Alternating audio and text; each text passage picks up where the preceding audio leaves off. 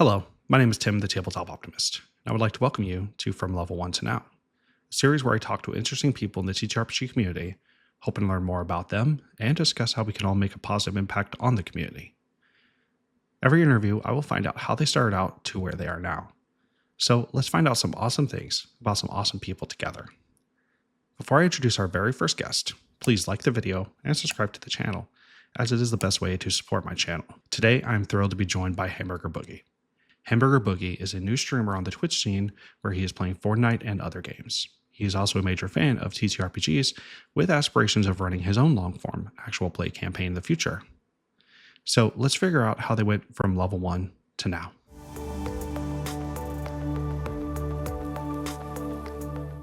Want to say thank you for joining me from level 1 to now. How are you doing? How's the day going?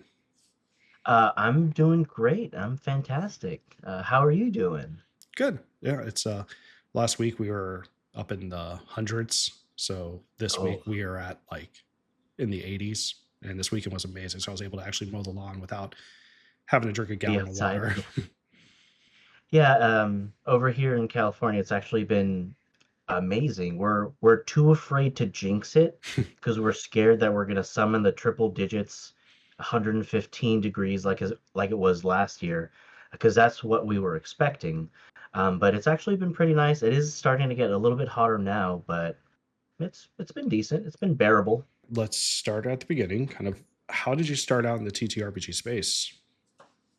Okay, so I want to say I've been playing tabletop board games, tabletop RPG specifically, since I was in college, and that was over 10 years ago. So I say a good 13 or 15 years, and I'm actually a performing arts major, specifically theater. And I honestly don't remember what brought it about. I think we were doing a production of The Grapes of Wrath Hmm. at my community college. Um, and a bunch of, other dudes my age. We were hanging out after rehearsals one day, and I guess the subject of Dungeons and Dragons came up. And around that time, it was fourth edition. So I guess we were like, let's all just play a game. Let's just start a game. Let's start a campaign. So, literally in the halls of our theater, we would set up tables in between rehearsals or after classes and just play. And I was saddled with being the DM because nobody else wanted to do it, and I had the books, and I had an idea for a campaign. So we started, and that's how I started with TTRPGs. I think, yeah. It seems like there's kind of like a direct pipeline from performing arts to like drama club to playing D&D. Oh yeah. I mean, it's the greatest game ever. It's essentially a free a free production for you if you want to act, or if Mhm. you want to tell a story, really. And then, the thing about the TTRPG community is that we're very open to sharing, Mhm. so anything that has been created will be up Yeah. and available for other people to utilize and have adventures with. So it's always been pretty cool. Yeah. And it's just especially kind of like with performing arts and wanting to act is you also got that like that creativeness inside of you. So it's like even if you don't want to like pay for the settings books and everything, you could just make up your own world. And that's the one thing that I think is really cool. It's Exactly. like, Exactly. It's all in here. yeah, Like it's and honestly, it's as a performing arts major, it really did help with dialect work and accent work. hmm, And you're just like, as the DM, you're just like, oh, that character can't sound like this character, or else they'll get confused. So I'll be a cowboy or something. Like I'll be Russian with this guy or French, something. yeah. And I think that's one of the kind of the hardest barriers for a lot of people to get into. You definitely don't need to have like a library of different accents and everything like that. But a lot of people who do want to do that, they do have that barrier where it's like, I don't know how to do these voices. So having that background is kind of like you have like a great leg up and to start off with. Yeah, it definitely helped, that's for sure. Also, it helps when you just watch so much media Hmm. that you like mimic things. English is actually not my first language. I grew up speaking Tagalog and Bisaya, but I learned English when I lived in Japan. There was a when we lived off base, we had like satellite, and it was mostly Japanese channels, Hmm. but the one channel they had would feature classic American TV like Happy Days or the black and white Addams Family or like MacGyver and stuff like that. And that's how I learned English. And watching like Hanna-Barbera cartoons. Scooby-Doo remains my favorite cartoon of all time because I grew up watching like the old 60s, Hmm. 70s cartoons from that because that's what they had. I think Boomerang, I think it was called Yeah, the yeah, channel. boomerang, yeah. Yeah, the classic like old like Adam Ant and Mighty Mouse and all those stuff. But yeah, you said you were playing for about 13 to 15 years now. Um, Yeah. what if you could tell your level one self something that you know now that you wish you would know back then? What would it be? Um, just try. Just try. When I was forced to be a DM and I would do like all the DM stuff. Um, but like when I was a player, I would get into this habit of letting other players like do stuff because I was so used to being a DM that I would Hmm. just not try things as a player. And my advice to any player really is just try it out. Like literally, like the only thing stopping you is dice rolls and the DM or GM's prerogative. Hmm. Like so, just just see if you can do it. Yeah, I think a lot of people are kind of when there comes to being a player or a GM in the TTR in like TTRPGs, there is that like nervousness because I feel like Mhm. games can only program so much. You can only put so much information into a video game. Yeah, So it feels like if you're trying to do something outside of the video game, it's like you're trying to do something that you're worried that is not possible.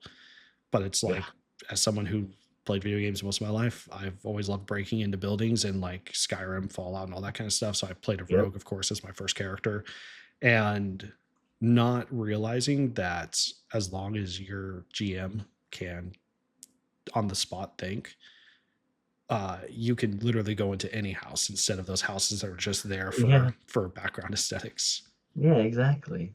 My very first character when I started playing was a black scale dragonborn paladin. Hmm. Yeah, and that's just I've not played a paladin since now that I think about it, but pallies will always have a special place in my heart. Would you say that is kind of the class that you kind of have like the most special place in your heart for, or is there like another class that you enjoy more often? No, like I said, paladin I haven't actually played for as a paladin in years, just because I think there's just I feel like paladins are incredibly lore centric, Hmm. and really have to dive deep into your character to like become a paladin. Hmm. In my opinion, like I would have to actually do some really serious character work to try and be a paladin in a game. Um, but the my favorite class is actually fighter, Oh and yeah. it's a lot of people write it off as a super boring and basic um class, but I think in its simplicity lies the complexity.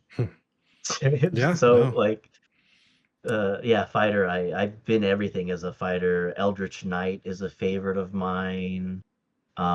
Just right now I'm playing as a fighter bard, and the Okay. bard side specifically is not anything music based, but it's motivational speeches.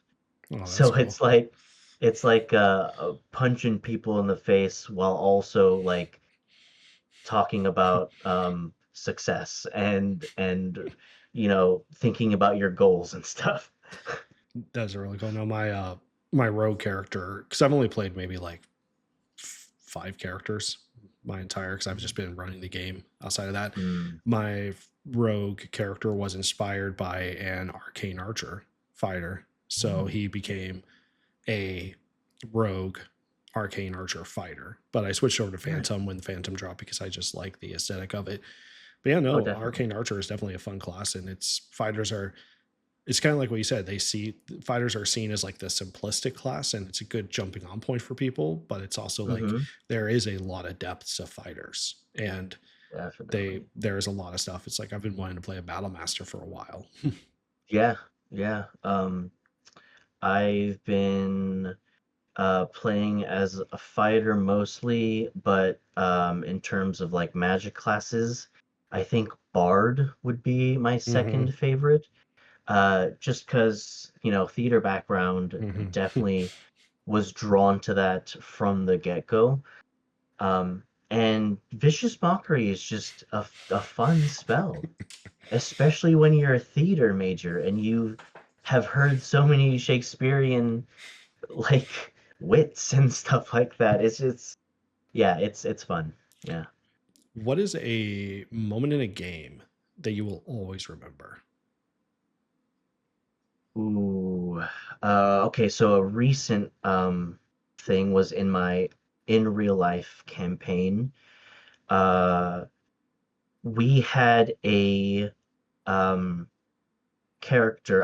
I play a tabaxi sorcerer who wants to find his parents. It's kind of like Batman, but Hmm. also like um a shonen main character grown up um and not receiving residuals from their shonen show. Oh, But that's anyway, the one of my other fellow player characters broke a devil's NDA. And if you know anything about devils in D&D is they are to the letter. hmm. You cannot get out of their contract. If you break it, you you screw up. You effed up. You done goofed. And they broke the NDA and were subsequently transported to one of the nine hells to be tortured forever. And the DM said that at disadvantage, they had to roll a 20 to convince the devil to release them in order to pay back whatever wages that they've incurred or whatever. Hmm. Um, and they rolled that double natural 20 on disadvantage. And we were all screaming. The DM could not believe it. They were really pissed, which is always like when you can make the DM mad that their plans are not going well, you've done well as a player character, I think. But yeah, I definitely from recent memory that is definitely a moment that I can remember. No. That'll never ever forget. So I know you do a lot of like video game streaming, but what are some major goals of yours in the TTRPG space that you have not hit yet? I really want to start a on-stream campaign of some sorts Hmm. or a one-shot. I think a one-shot would probably be the best start. But eventually I want to have a regular TTRPG day scheduled um, for my stream. Hmm. Uh, I think I think that'd be a lot of fun. Like just have regulars or have whenever I get to a campaign, just have like a homebrew world and whatever session, it'll just be those characters in that same world doing things. Um, so yeah, I think that would be the main goal, I'd say. Hmm. Do you are you currently have you started working on that homebrew world, or is that something that's kind of like been in the back of your head for a while? Or Yes, I have this homebrew world that I've been working on for ages, hmm. where I think sort of helps uh, with sort of understanding um, how to play the game. I don't know how to explain it, but No, I gotcha. Essentially, it's a world where each of the classic D&D races are a lot of their attributes very much reflect a real life culture, Hmm. uh, just so you can understand how they sort of are them in that world. No, I gotcha. So That makes sense. all the dwarves are Japanese in my world, Hmm. and they're all very technological and very incredibly studious and like fine craftsman type Mm-hmm. dwarf, like that aspect of dwarves and that aspect of Japanese culture, the the uh, the intense passion of their craft type Mm-hmm. of characteristic, I would say. Yeah, no, that meshes But really well with like dwarves as a the standard classes. mhm, They are very like their gods are like gods of like building and crafting. No, that's really cool. mhm, mhm. So yeah, I would do that, or Forgotten Realms is always a classic option. Mm-hmm. Exandria. So it's just a lot of possibilities, but I definitely do want to start streaming a TTRPG on stream with other people. I think that would be incredibly fun. No, yeah, so yeah, no, it's always have a lot of respect for people who are willing to do it live. If I ever do put any actual play stuff together, I'd prefer to do it like recorded. I don't know if I'd want to edit it that much because Hmm. like it would make my job easier not having to edit it too much. But Yeah, it would be one of those things where it's like I don't have to worry about being in front of people, but like as you're a streamer, you're kind of getting used to that. And with your background in performing arts and drama, you have that kind of like extroverted when it needs to be extroverted type of yes. personality, Hmm. which is I picked up a lot from drama students. It's like if you talk to somebody who's in drama, they're a lot of them could be very introverted and very nervous. But when you're on stage or when you're performing, it's like a whole different person takes over. That's really cool. Yeah, I definitely know how to turn it on if I need to. It's like a customer service voice too. It's Yeah, like there's a definitely. difference where it's like I'm talking to just like friends, I'm just hanging around and having a chat, or if I'm like answering the phone, it's like, oh, thank you for calling. That this is Tim. How may I help you? Exactly, exactly. But yeah, let's talk about your streaming for a little bit now. Sure. How long have you been streaming, and what kind of made you want to start it up?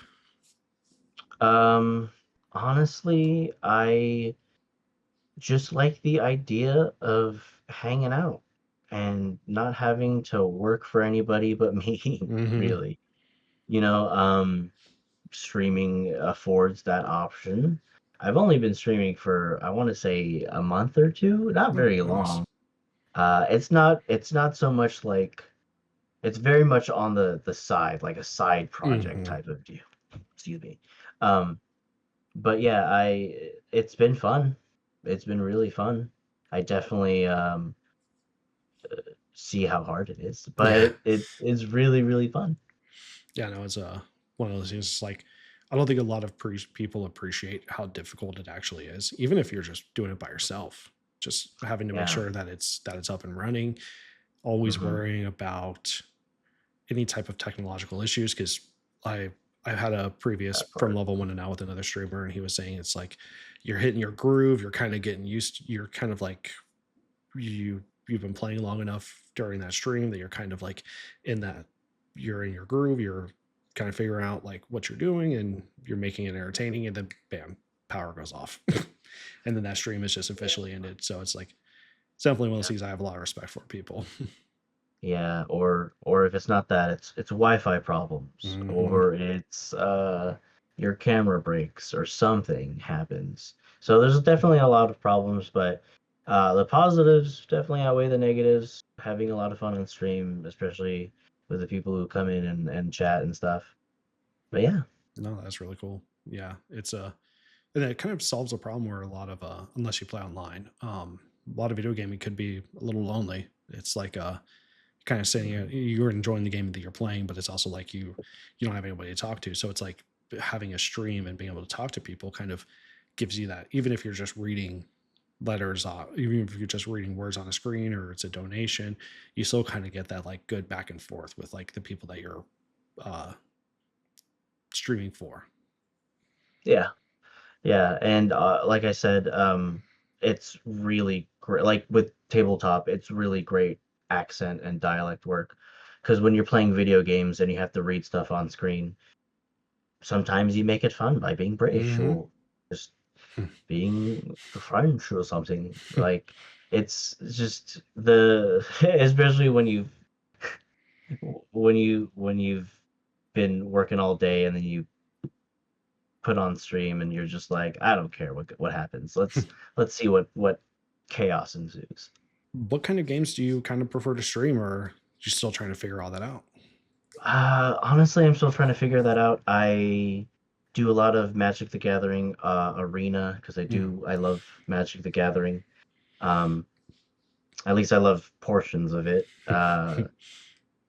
Fortnite has its claws in me right now, and I'm afraid that it's gonna have its claws even deeper into me because there are rumors that in the next battle pass or the next season they're gonna have Power Rangers. Oh, And yeah. I mean, like I have Alpha Alpha, right yeah. here, but I'm gonna have to just take it's one of those take my money. Fry from Futurama, just take it. Yeah, no, Because Power Rangers is my life, or it was my young life. is there any game that you're kind of looking forward to that you're going to want to stream, or are you kind of just figuring it out? Ooh, I know there's a new Fable coming out. I do love me Mm-hmm. some RPGs. I played Elder Scrolls on stream. Um, wow, I'm blanking. Oblivion, the Oblivion, yeah, the remastered. remaster, yeah. Um, I was playing an old RPG from the Xbox days called Jade Empire. I don't know if you've heard of that. I've heard of that, yeah. Amazing game. Um, Pokemon's an RPG. Like I would say, like I would categorize. I played that on stream. But yeah, Fable, I really loved one and two. Fable 3 was meh. So I'll give the first or this new upcoming Fable a try. No, that's cool, yeah. I can't think of any other games that are on my list, but there's so many games in my library. So Was it's just there sort of like I'm sorry, go ahead. I was just sort of like a dartboard. Like Yeah.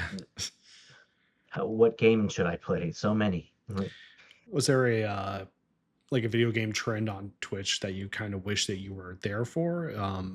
Whatever I think of like I kind of wish we would go back to like the Among Us days, because oh, it's like there are so many YouTubers who were not video gamers who played Among Us. I felt like it was like when Pokemon Go released. There was peace on YouTube for all yeah. creators because Among Us was a video game, but it was a video game that was very approachable by a lot of people. Was there kind of like a moment in Twitch's history that you wish you could have been there for? Um, off the top of my head, I wish I was streaming when Baldur's Gate came out, Oh when yeah. BG3 came out.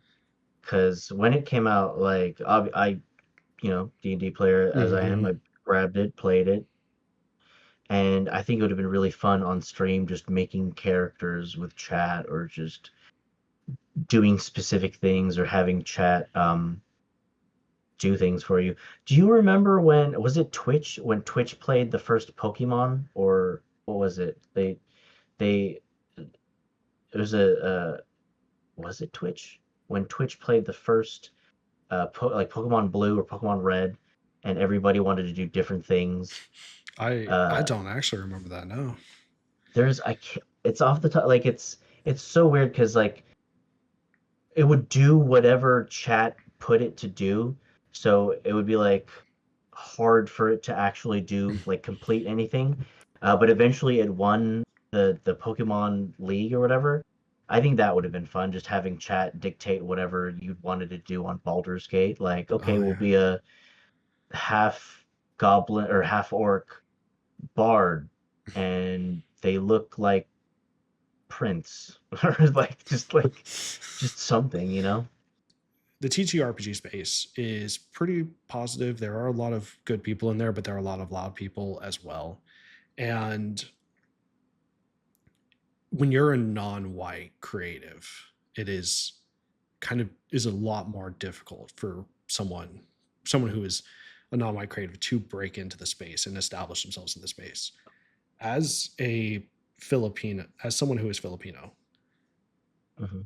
what advice do you have, or what do you think the space could do to make the place more accessible to people who are Filipino? There's actually a D&D module that they came out with a couple years ago called Legends of Sina Una, Hmm. and it's a world that is based off of ancient Filipino folklore. Hmm. So a lot of creatures are Filipino, like cultural uh, uh, monsters and creatures and spirits. And a lot of the like it's set in a beautiful tropical, lush, vibrant world, very much like the archipelago of the Philippines. And I don't know if it was too popular. I don't really see people playing it often or talking about it often. But if you know, a lot more creators ran campaigns using that module or using that D&D set, that'd be really cool. Or having just homebrews that are from, you know, that culture, Filipino culture, or any other non-white culture, just invoking those or involving those sort of pieces to make that world or that campaign, you know, more beautiful and stuff like that. Hmm. Um, I definitely would say that. Um, Another facet is just to listen to, you know, brown creatives, black creatives. Um, Subscribe to them, watch their videos, comment on their things, ask them questions. Um, the engagement needs to be engagement, you know? Hmm. And in terms of like bigger platforms, if there were uh creatives that were invited who weren't just the usual Hmm. people in that space. Of course, that would always be better. Different voices, different backgrounds, and honestly, just not even just like in online spaces, but in real life spaces, Hmm. in um, gaming shops and gaming stores. You know, invite people of color to play with you in your games. One of my favorite threads, people that I follow, women play D&D. Hmm. She has classes where they teach marginalized people like women and NBs, trans folks, how to play D&D. And I think stuff like that is awesome. Like providing a space where they can learn how to play this wonderful game that we all love and not feel threatened or ostracized because they have been threatened or ostracized for who they are. Uh, just creating that space and allowing that space to flourish, supporting that, I think would be a great thing. Yeah, and it's not only you should do it because it's the right. It's like you should invite them because it is the right thing, but it's like when your table is diverse and you have like a large group of people that are LGBTQIA, people that are BIPOC, the way that Hmm. you present your world, they will see it as something different, and that will add to your world. Like Yeah. it's like people bring in their own experiences all the time to everything. So when you Hmm. do have a table of people that are not like you, that did not grow up the same way as you are doing you are making your world a better place. Like the just even in the Hmm. fantasy world, it's like Yeah. yeah. The actually my I'm in two campaigns right now. An in real life campaign that I've been about half a year, I want to say, and that is mostly dudes. There is a lady in there as well, two ladies in there. But not my main, but my first campaign that I'm almost at 2 years now, Mhm. maybe almost 2 plus years online, I'm the only dude. The DM is a woman. Everyone else identifies as a woman. And having played so many games where the space was very male centered. Hmm. It's just so refreshing to not have a male centered game. So it's cool. It's really dope. No, that's awesome. So yeah, the Mhm. no, that's great. uh, but yeah, so this is going to be kind of like the final question, but it's more of like, where can we find you kind of stuff. Mhm. Where can people find you, and what are you currently working on or about to work on? So you can find me on twitch.tv/ the Hamburger Boogie, or on threads hamburger.boogie. Um, I will have an Instagram up for my Twitch pretty soon. Keep an eye out for Hmm. that. And honestly, I'm just going to be streaming a lot of Fortnite, probably new season coming up. I have my D&D campaigns that I'm doing right now. I'm still gonna try and do maybe a one shot, like a few hours one shot on stream with people if people are down. But there's no definite plans that I've made. If anybody wants to reach out and do something with me or have something for me, I'd love to check it out and see what we can do. But yeah. Yeah, and make sure to check the description because I'll have all the links to the socials, to the Twitch, and the like I said, the socials. But yeah, Yeah. I want to thank you again for joining me on From Level One to Now. It was great talking to you. It was, Well, I appreciate the opportunity, Tim. Thank you so much for having me on. yeah, thank you for joining, and check the link. Check the links in the description. Hmm.